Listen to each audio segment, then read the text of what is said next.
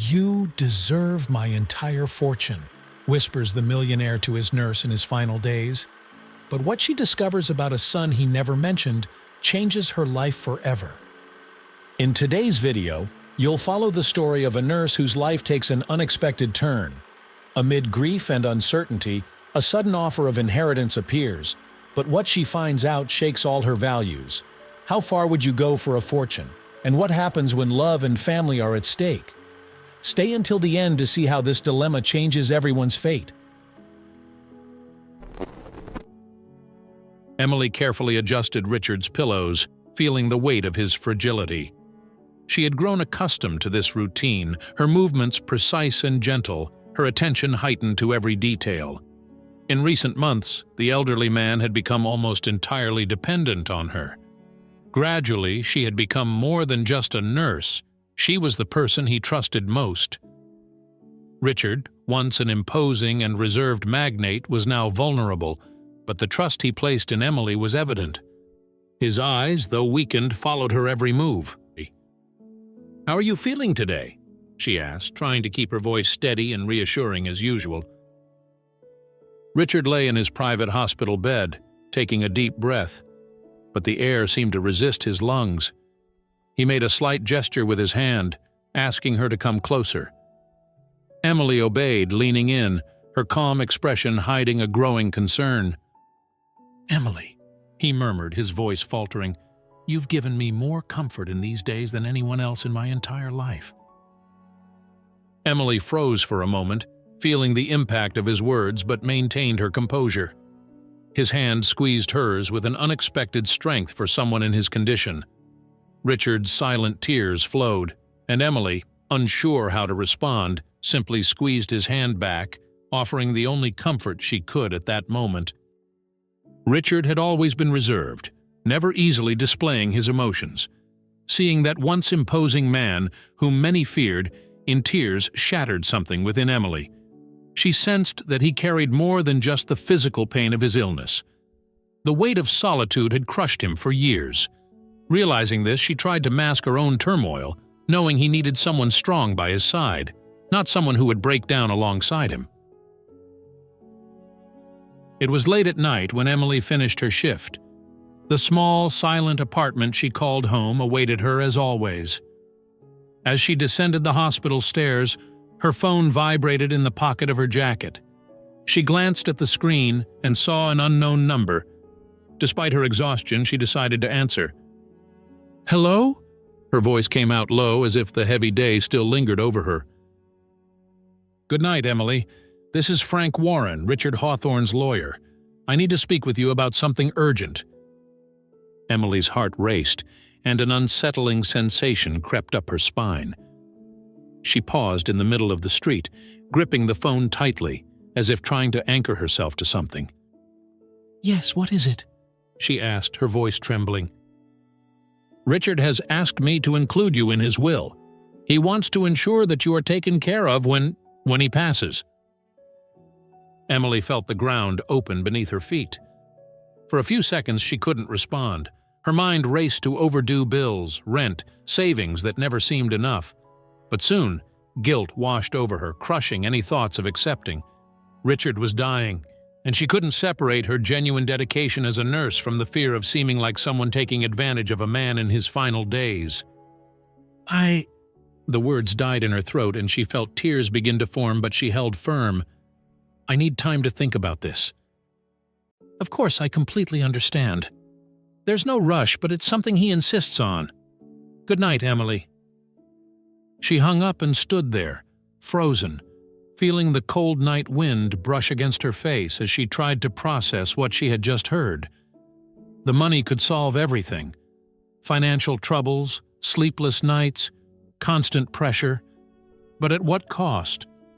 Would this tarnish everything she meant to Richard?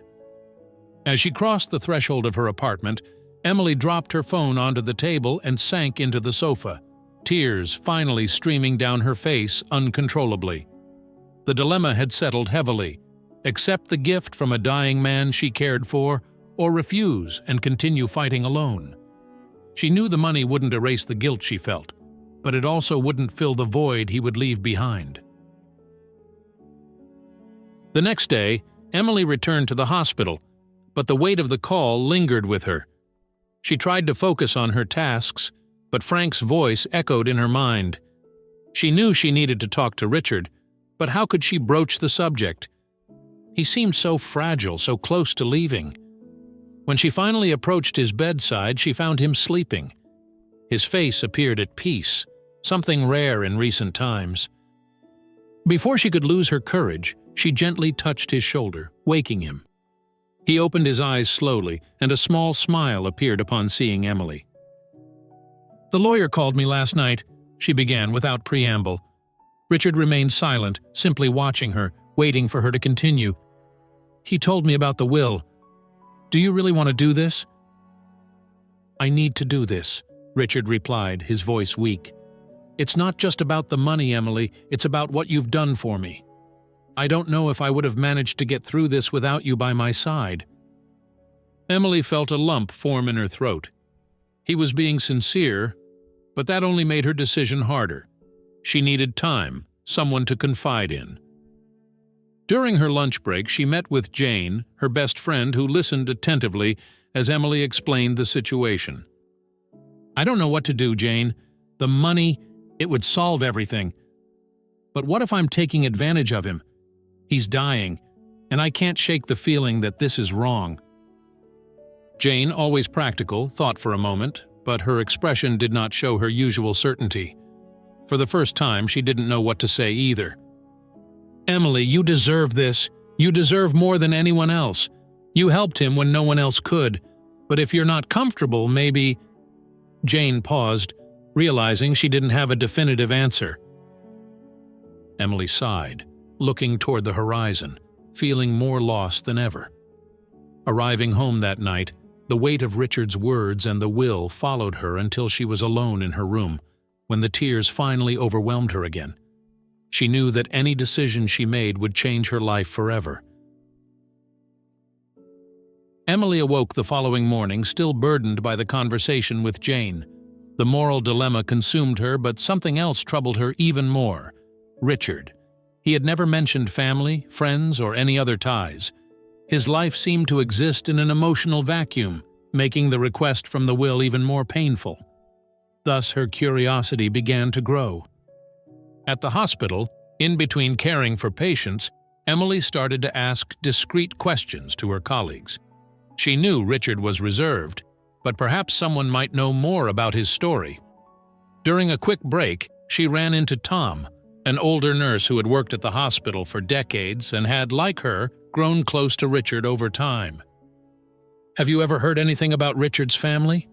Emily asked casually, while stirring her cold coffee.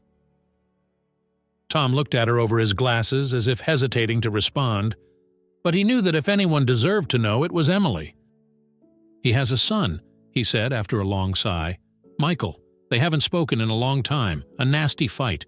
Richard never got over it." The revelation hit Emily like a punch. She nearly dropped her cup. "What do you mean, a son? He never mentioned anything. And why did they drift apart?" Tom leaned in a bit closer, lowering his voice. "Richard was an unyielding businessman. When Michael chose a different path, they clashed. Michael is an artist. He wanted to follow his own dreams, and Richard, well, he didn't accept that. He closed himself off from the world after that. I think he never managed to cope with the loss of his son. He wanted Michael to be just like him. Now it might be too late." Emily stood still, absorbing that new information. Suddenly, everything made more sense. Richard's isolation, the emotional void, the desire to take care of her through the will. What he truly wanted was redemption, even if it was too late to mend his relationship with Michael. Emily's dilemma grew even heavier. Accepting or rejecting that inheritance now seemed more than just a question of money, it was a question of legacy. In a small gallery in Brooklyn, Michael Hawthorne, with disheveled dark hair and rumpled clothing, stared intently at one of his paintings. It was a mix of dark, almost violent colors that revealed more than he would like to admit about his emotional state. A client entered, wandering among the artworks with a critical gaze. Michael barely paid attention. He knew that selling any piece in this small space was unlikely. His artistic career was in decline, just as his faith in people was. The client stopped in front of a particularly grim painting with aggressive brushstrokes and shades of black and red.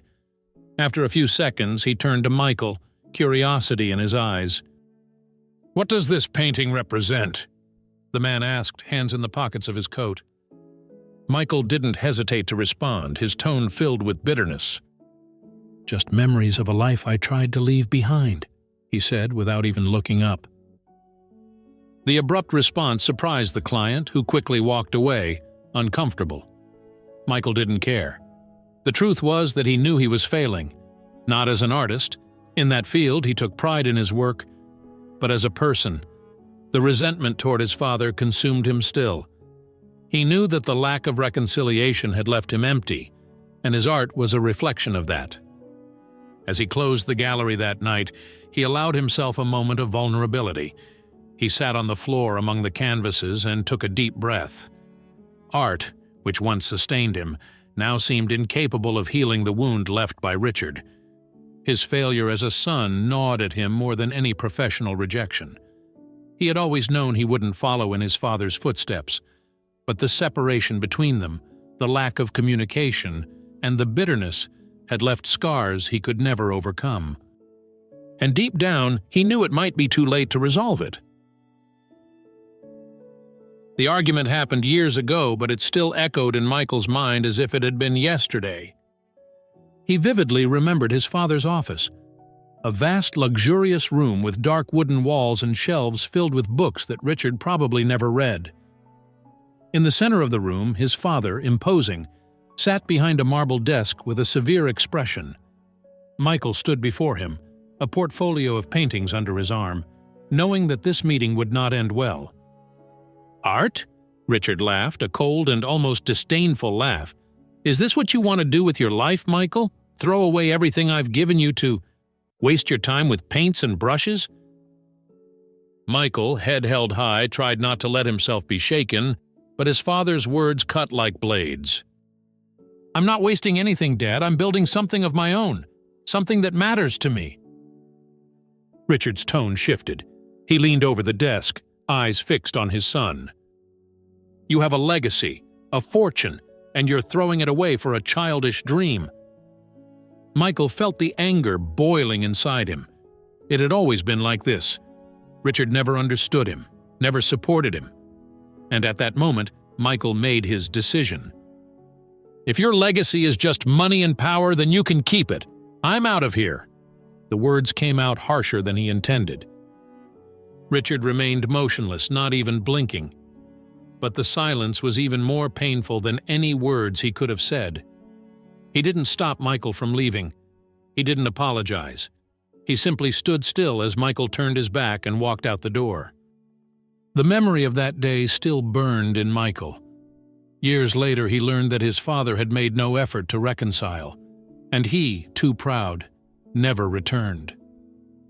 Now both were trapped in this deadlock, and the silence between them over the years was deafening. If you're enjoying the story and want to see what happens next with Emily, Michael, and Richard, make sure to subscribe to the channel, like the video, and leave a comment. This is really important for the channel's growth and helps bring more stories like this to you. Now let's continue with the next part of the story. Traffic in New York City was heavy, but Emily's mind was even heavier. As the taxi crossed Brooklyn, she rehearsed in her mind what she would say to Michael. She couldn't just show up and reveal who she was. He would reject her on the spot. But she needed to understand who he was and what exactly had destroyed the relationship between him and Richard. The gallery was small and discreet, almost invisible among the other buildings. Upon entering, the dim and silent atmosphere enveloped her. Emily observed the walls covered with abstract art, each piece more intense than the last. Dark colors, aggressive strokes, almost desperate. There was a story of pain there, but one she didn't fully comprehend yet. A man stood at the back of the room, near a painting that seemed recent. His eyes were fixed on the artwork, but his body appeared rigid, disconnected. She knew immediately that this was Michael. Unsure of what to say, she walked over to one of the paintings and allowed herself to get lost in the complexity of the strokes. When she finally spoke, she tried to sound casual. "Your works, they convey so much pain." Michael didn't even turn around. His response came curtly. "My art isn't meant to comfort. It's for those who understand what it means to lose everything." Emily felt the blow, but she stood her ground. "Perhaps I understand more than you imagine." Michael finally looked at her, his eyes seemingly piercing through her. There was anger there, a deep sorrow he didn't bother to hide. Emily almost wanted to retreat, but she knew she couldn't. He wasn't just a wounded artist, he was the son of a dying man, and that man was the only connection they had. She left the gallery with a heavy heart. It wasn't an easy battle. Michael was lost in his own pain, and breaking through that barrier would be a far greater challenge than she had anticipated. Back at the hospital, Emily couldn't stop thinking about Michael, his art, his gaze, his bitterness. There was something there she needed to understand, but time was running out. Richard seemed weaker with each passing day. If there was any chance of reuniting them, she had to act quickly. That afternoon, while adjusting Richard's IV, she decided to ask directly. He lay there breathing heavily, but his eyes followed her movements as they always did. "Richard," she began hesitantly, "why did you never tell me about Michael?" He closed his eyes as if even hearing his son's name was painful. Because I lost him," he whispered, his voice weak and filled with regret. "How can I ask for forgiveness now?" Emily stopped by the bedside, looking at the man who had once been so strong, but now seemed a shadow of himself. She knew that guilt was eating him alive, but there was more to it. Richard had always been proud. Admitting he had failed as a father must have been almost unbearable for him. "You still have time," Emily said, trying to sound firm but also hopeful. "Maybe he's waiting for you to take the first step." Richard opened his eyes, now moist, and shook his head slowly. "He doesn't want to see me, Emily. I hurt him, pushed him away. How can I ask him to forgive me?" Emily saw that Richard was struggling not only against his illness, but against years of accumulated regret. He was broken, and that affected her more than she had expected. "Please," Richard implored, his voice barely audible. "Help me see him before it's too late." Emily's heart ached. She knew she had to do something, but convincing Michael wouldn't be easy, and Richard's time was running out. Determined to try in any way she could, Emily had an idea. She knew Michael wouldn't respond to a direct plea from Richard, but perhaps there was another way to touch his heart. That night, sitting at the table in her small kitchen, Emily picked up paper and pen. The first letter was difficult to start. She thought about everything she knew about Michael, about what he felt, and about the pain they both, father and son, shared. "Forgiving someone is not a weakness, it's an act of courage," she wrote. "Sometimes those who hurt us are more lost than we are." Each word weighed heavily, but Emily knew she had to continue. The letter was short, but filled with emotion. Without signing it, she placed it in an envelope and sent it to Michael's gallery the next day. Days later, Michael found the letter among the usual correspondence. He read it with suspicion, but something in those words touched him. The phrases echoed in his mind throughout the night, and he almost threw the letter away several times. But he couldn't. Instead, he tucked it away in a drawer, locked away. In the following weeks, more letters arrived, each one deeper, more intimate. They all spoke of forgiveness, of pain, of the chance for redemption.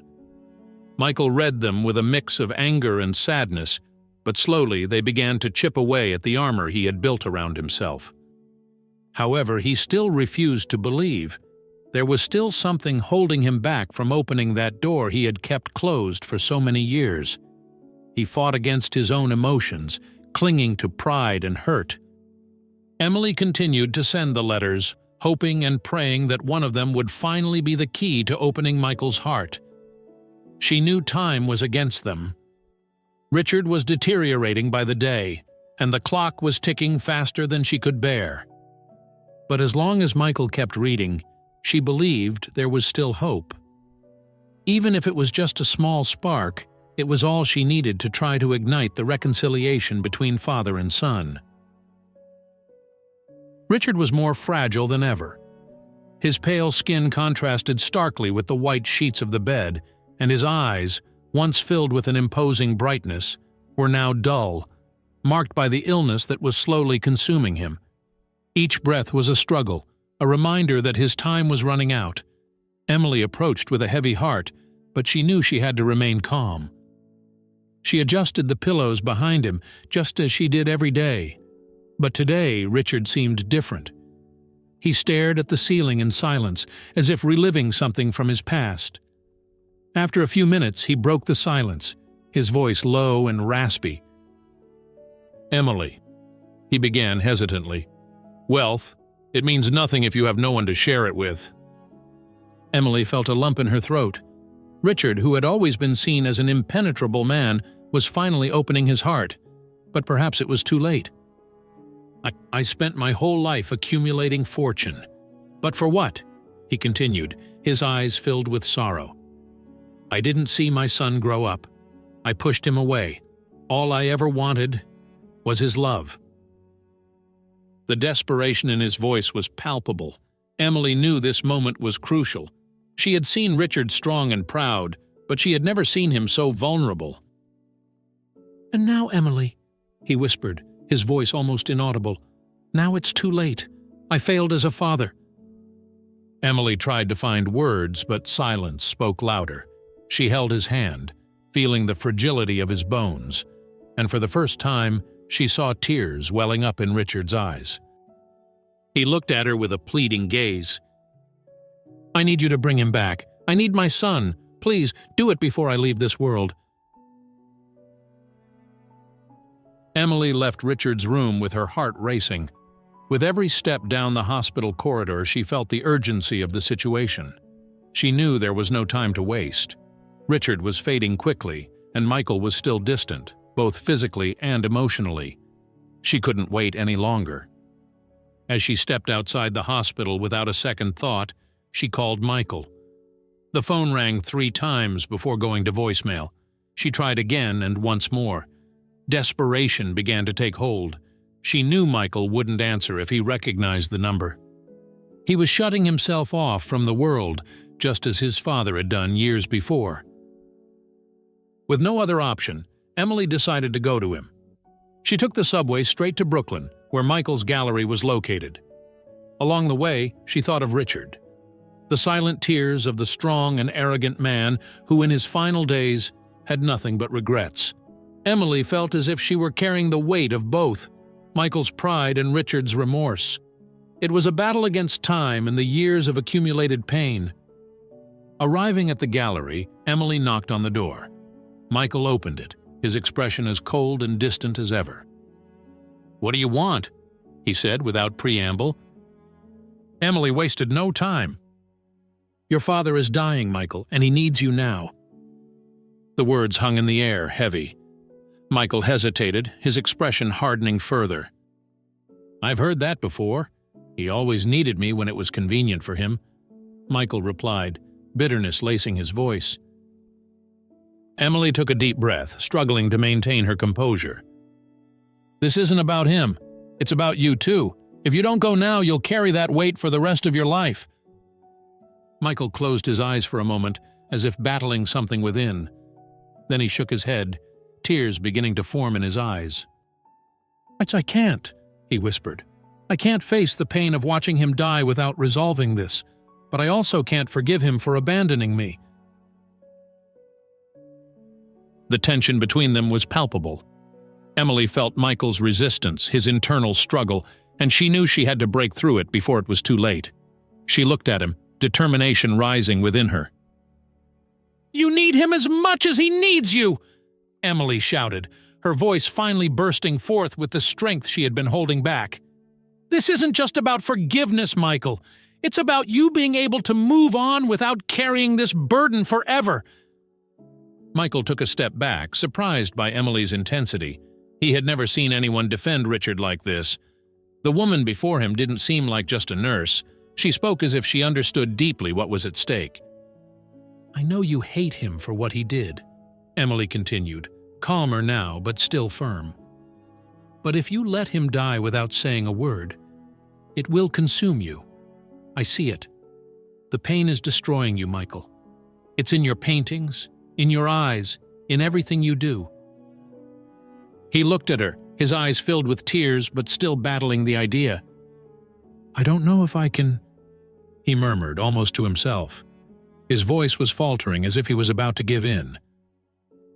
Emily stepped closer, softening her tone. "You don't have to forgive him right now. You just need to be there, at least once. And if you don't do it, there won't be another chance." Silence fell over them for a moment. Michael's face was crumbling. The wall he had built for so many years was about to collapse. He turned to the gallery window, taking a deep breath, as tears finally fell. "Okay," he said, his voice heavy with sorrow. "I'll go." Emily sighed, feeling relief but also the weight of responsibility. She knew that was the first step, but there was still a long way to go. Richard didn't have much time left, and now she had to run again. Without saying anything more, Michael locked up the gallery, grabbed his coat, and followed Emily to the hospital. Michael and Emily arrived at the hospital in silence, but the tension was palpable. Michael was visibly nervous, his fingers trembling slightly as he clutched his coat against his body. The hospital, with its sterile smell and quiet corridors, only heightened his anxiety. Emily guided him to Richard's room, but when they reached the door, Michael stopped. He stood there staring at the doorknob as if it were an insurmountable obstacle. "Are you okay?" Emily asked, already knowing the answer. Michael let out a heavy sigh, keeping his eyes on the door. I don't know if I can do this," he murmured, his voice faltering for the first time since they decided to come. Emily placed her hand on his shoulder, firm yet comforting. "It's now or never, Michael. He's waiting for you. Don't let pride prevent you from having what he never gave you, a proper goodbye." Michael nodded slowly, as if digesting her words. Finally, he let go of the coat and, taking a deep breath, turned the doorknob. The door opened with a soft creak, revealing the room inside. Richard was there, lying down, connected to tubes and machines monitoring his vital signs. The image of the imposing father Michael had carried in his mind was immediately shattered by the sight of the frail man before him. Richard looked so small, so vulnerable, that it made the anger inside Michael begin to crumble. He stood in the doorway, unable to take the next step. Emily, sensing the weight of the moment, whispered, "Go, he needs you now." With a slight nod, Michael entered the room, closing the door behind him. Inside the room, the silence was suffocating. Richard slowly turned his head at the sound of the door closing, his eyes already misty from the weakness of the illness. When he saw Michael for a moment, a faint glimmer of recognition flickered across his face. They stared at each other for long seconds, saying nothing. The weight of everything left unsaid over the years seemed to compress the air between them. Michael finally broke the silence, his voice trembling with contained anger. "You destroyed everything," he started almost in a whisper, but his voice quickly rose. "You abandoned me for money, for status, for something that never really mattered." Richard blinked slowly, his expression shifting to something close to regret. When he tried to speak, his voice came out weak and choppy. I know I chose the wrong path, Michael," he said, his words heavy with meaning. "I always knew. It was never about the money. I just didn't know how to love." Michael froze, Richard's words penetrating slowly. He trembled, not with anger anymore, but with a confusion of emotions. For so long he had longed for this moment, this acknowledgement. But now that he was facing his father on the brink of death, it felt insufficient. "I didn't want your money," Michael said, his voice breaking. "I just wanted you. But now it's too late." Tears streamed down Michael's face unexpectedly, and for the first time in years, he allowed himself to feel the pain buried beneath layers of resentment. He knelt beside the bed, the weight of it all finally bringing him down. Richard, with trembling fingers, reached out and touched his son's face. It was the first time he had done so in many years, and the gesture, though simple, seemed to carry all the weight of his guilt. Both cried, the silence between them finally broken, but time continued its relentless march. Richard was too weak to say more. He simply kept holding Michael's face, as if trying to somehow reconnect with the son he had distanced himself from for so long. Time inside that room felt suspended.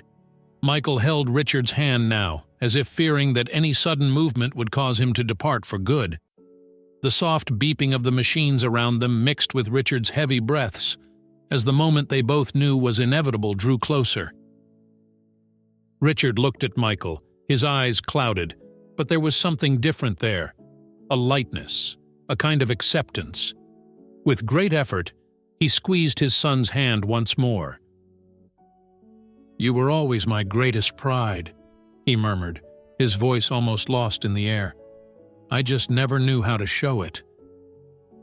Michael, sensing that his father was on the brink of leaving forever, let the tears flow freely. "I forgive you, Dad," he whispered, his voice choked with emotion. "I forgive you." Those words seemed to carry an indescribable weight, as if by saying them Michael was releasing years of accumulated hurt and pain. Richard, in turn, smiled faintly, a fragile smile but filled with relief. Finally, after so many years, he felt he had something that not all his wealth could buy: his son's forgiveness. The smile remained on his face as he closed his eyes for the last time. Michael, still holding his hand, felt his father's body relax. He knew what that meant. Richard had passed away. Emily, who had been watching from the door, tried to hold back her tears but failed. She knew this was the moment they both needed, and that, even though their time together had been short, something profoundly significant had been achieved. The room fell silent. Michael continued sitting beside the bed, holding his father's hand, processing everything that had just happened. The father he had known all his life as a cold and distant man was finally gone, but somehow they had managed to reconnect before the end. And that, despite the tragedy, was what truly mattered. The heavy silence that had settled in the hospital after Richard's death was now replaced by a growing discomfort. Michael sat next to Emily in the waiting room, awaiting his father's lawyer. The weight of their reunion, of forgiveness, still lingered in the air, but Michael could hardly breathe. Everything felt so unreal. His father, now gone, the relief and pain mixed in his chest. But life went on, and with it the bureaucracy. Frank Warren, Richard's lawyer, finally arrived. His expression was neutral, almost apathetic, as if this was just another routine job. He pulled some papers from a folder and sat down in front of Michael and Emily. "Michael, I know this isn't the ideal time, but we need to discuss your father's will," Frank said, getting straight to the point. Michael nodded, staring at the floor, still trying to process his father's death. He barely paid attention as Frank explained the details, until one phrase hit him like a punch. "In the original will, your name is not included, Michael." The air seemed to be sucked out of the room. Michael lifted his gaze, incredulous. "What?" he asked, his voice trembling with anger and confusion. "He didn't choose me at the end?" The lawyer placed the document in front of him. Michael took the paper with trembling hands and read it, his eyes scanning the words without really absorbing them. All he saw was the emptiness of his name. His father, even after their moment of reconciliation, had made it clear, or so it seemed to Michael, that he was not worthy of his inheritance.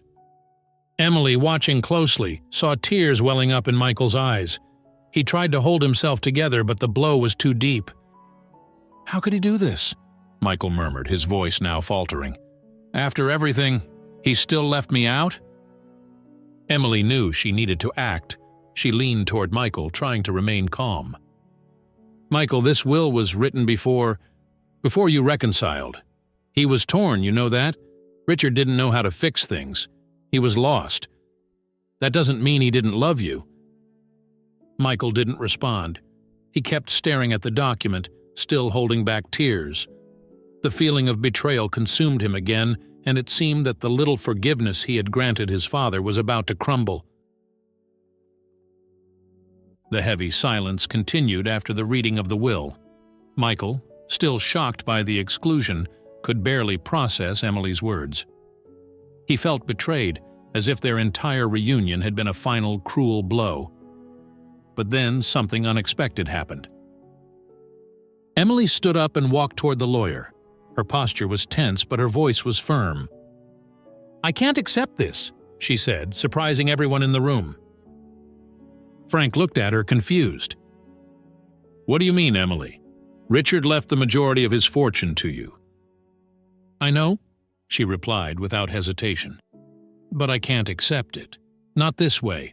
What Richard and Michael had before the end, that's what really matters. It's worth more than any fortune." Michael looked at Emily, unable to believe what he was hearing. She had every right to accept the money. After all, she had been by Richard's side in his final months, caring for him when no one else was. Yet here she was, refusing what could change her life. "Emily, you don't have to do this," Michael said, his voice still hoarse with emotion. She looked at him with a sad but determined smile. "I know I don't have to, Michael, but I want to. Because what you and your father had in the end, that's what really matters. And I want you to know that the love he felt for you was never about money. It was about something much more important." Michael felt something shift within him. The pain he had felt from being excluded from the will began to dissipate, replaced by a growing admiration for Emily. She was the bridge between him and his father, and now she was being nobler than he had ever imagined. Frank watched the scene in silence, unsure of how to proceed. But Emily had already made her decision.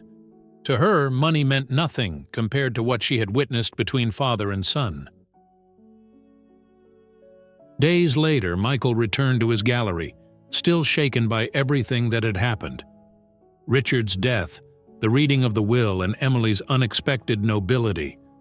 All of it left him confused and emotionally drained. He felt empty, as if something was still missing. When he entered the gallery, he saw an envelope on the counter. It was small and discreet, with his name written in handwriting he recognized. Something about the envelope felt familiar, and when he opened it, he found a letter inside, along with a substantial check. Michael's hands began to tremble as he recognized the handwriting. It was from Richard. Michael took a deep breath and began to read. "My son, if you are reading this, then I am gone. I know I left you out of the will, and I know that must have hurt. But I want you to know that if I could, I would change everything. I wish I had had the time to fix what I did, but life didn't give me that chance. I didn't leave you money because I knew that was never what you wanted from me. What I leave you now is something much more valuable, the freedom to follow your dream. Use this to create. Use this to live the life you always wanted, and never let anyone stop you from being who you are. I always knew of your talent, but I never knew how to tell you. You were always my greatest pride. With love, your father." Michael read and reread the letter, tears streaming down his face as he clutched the paper tightly. The check, while significant, was just a detail. What mattered was what Richard had finally said, that he loved him, that he was his father's pride. Michael cried uncontrollably, letting all the pain, hurt, and love he had held for years finally pour out. Now, with his father's last gift, he knew he could move forward, not because of the money, but because in the end he had received what he had always desired, the recognition and love of Richard. If you've made it this far, it means this story has touched you. So don't forget to subscribe to the channel, and leave a comment. This helps us grow and bring more heartfelt stories to you. Now, Let's continue with the next part of this emotional journey. Michael stood still in the gallery, holding Richard's letter, his eyes still damp with tears that refused to fall. Everything felt clearer now. The anger and resentment that had consumed him had been replaced by a profound sense of relief, mingled with the emptiness left by loss. He knew he needed to thank the only person who had truly made reconciliation possible, Emily. He took the check that Richard had left him and tucked it into his pocket, a plan already forming in his mind. Without hesitation, he left the gallery and took the subway to Emily's apartment. When he arrived, he knocked firmly on the door, his heart racing. Emily opened it, surprised to see him. Michael's face was calmer now, but she recognized the depth of the emotions still in his eyes. "Michael, what happened? Is everything okay?" Emily asked, her tone laced with concern. He took a deep breath, his eyes never leaving hers. "I just needed to thank you. If it weren't for you, I never would have had the chance to forgive him," Michael said, his voice low but firm. "What you did, it didn't just save my father's last moments. You saved something in me too." Emily didn't know how to respond. She felt tears beginning to form. What she had done seemed so simple and yet so heavy. Before she could speak, Michael pulled an envelope from his pocket and handed it to her. "This is for you," he said. She looked at the envelope, confused. "What is this?" "A portion of the money my father left me. I wouldn't be here, wouldn't have this chance without you. It's the least I can do." Emily stood frozen. Shock coursed through her body, and she tried to push the envelope back. "Michael, I can't accept this. You need that money for your art to start over."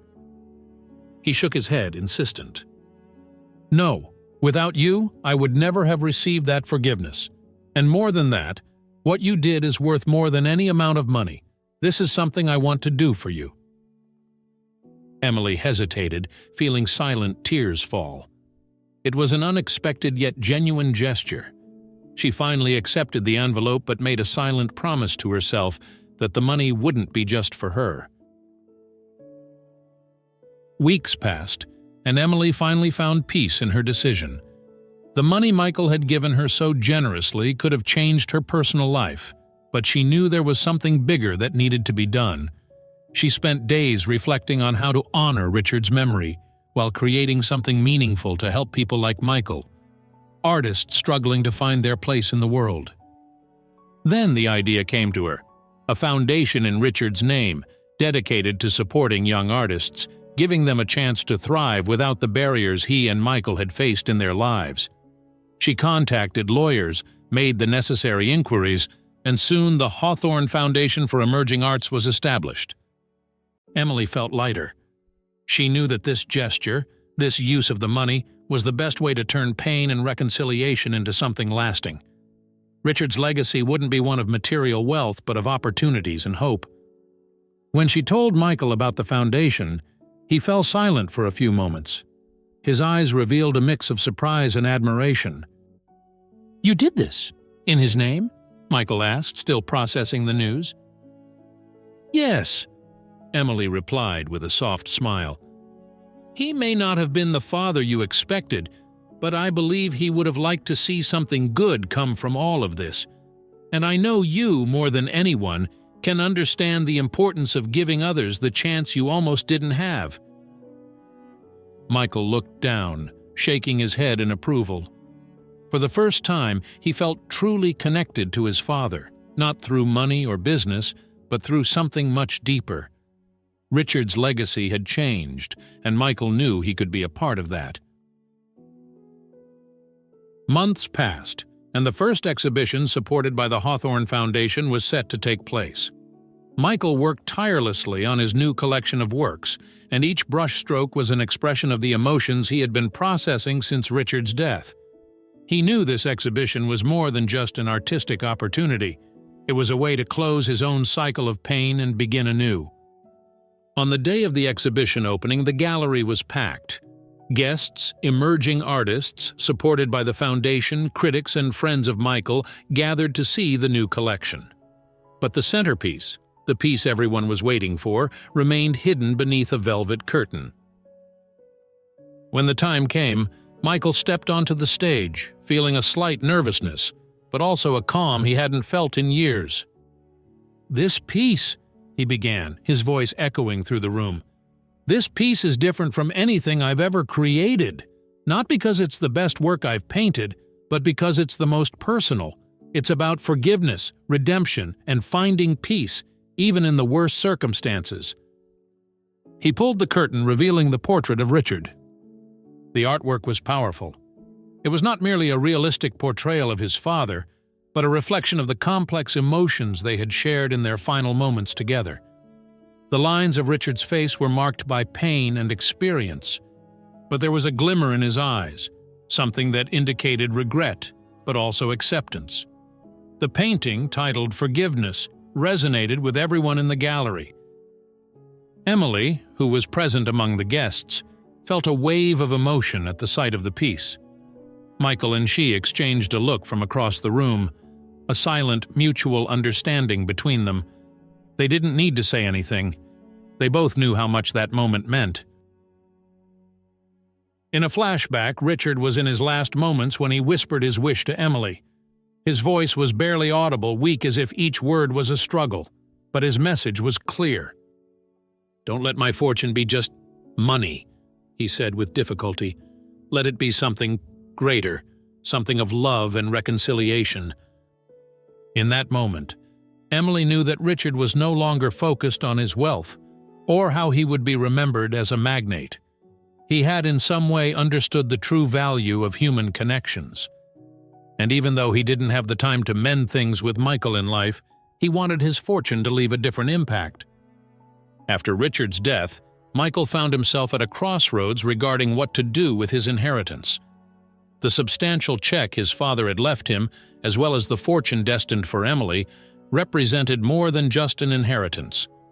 The money, which had once been the source of separation between them, could now be transformed into a legacy of meaning. Michael reflected deeply before making his decision. In a conversation with Emily, he finally revealed what he had in mind.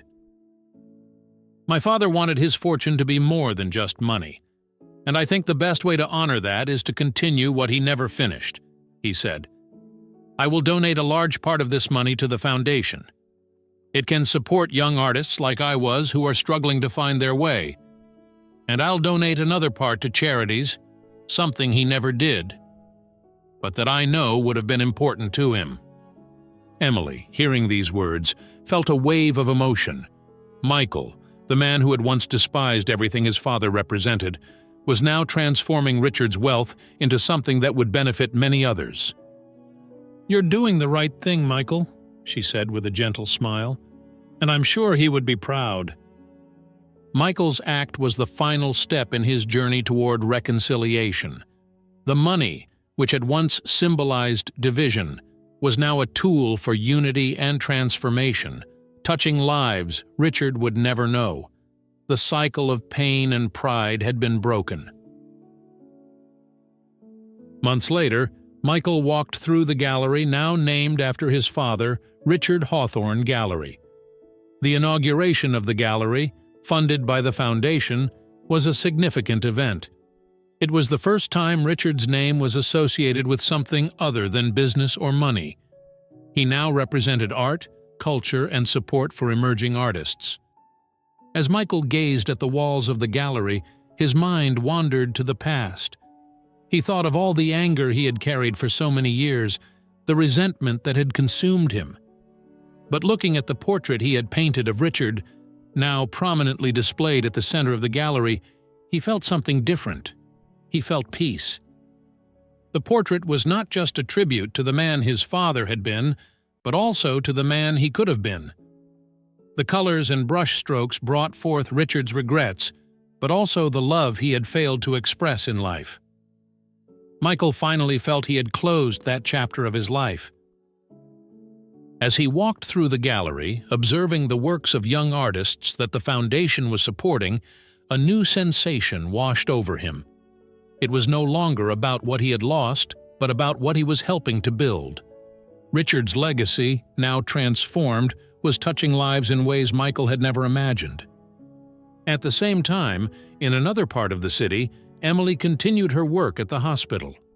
She cared for new patients, as she always had, but something had changed within her.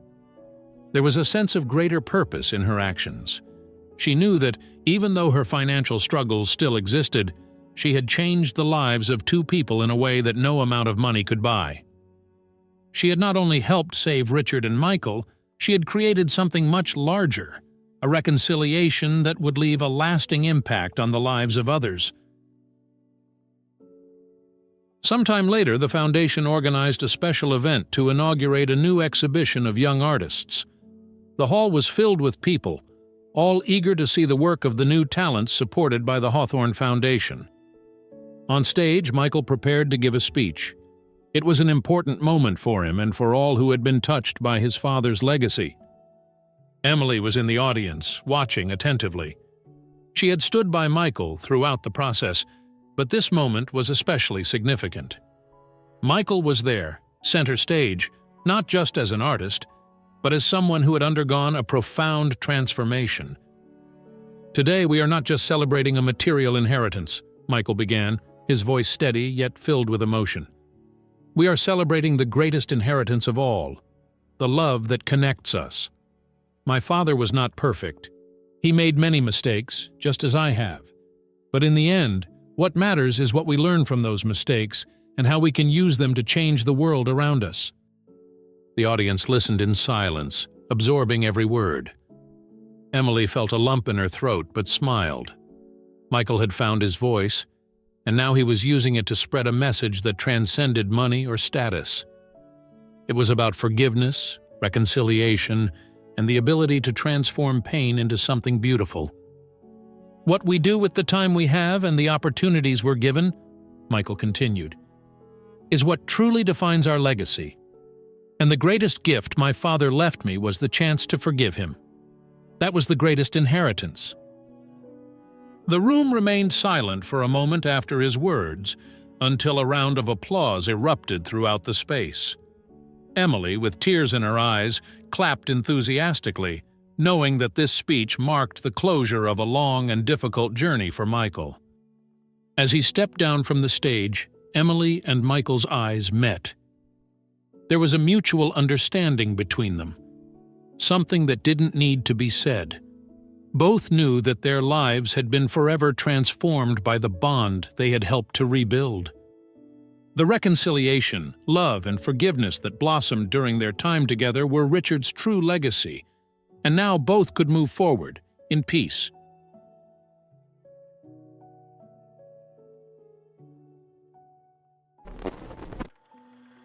This story reminds us that the true inheritance isn't material wealth, but the relationships we build and the love we leave for others. Emily, Michael, and Richard showed us that despite mistakes, it's always possible to seek reconciliation and transform even painful memories into something meaningful. Love and forgiveness can overcome pride and free us from old wounds. In the end, the legacy we leave is created through compassion and understanding. So, what do you choose to leave behind? How did this story touch you? Let us know in the comments. If you enjoyed this story, don't forget to subscribe to the channel. Turn on notifications by clicking the bell, like the video, and leave your comment. This really helps the channel grow and brings more moving stories to you. And of course, don't miss the next recommended video by clicking the card on your screen. Thank you so much for watching, and see you next time.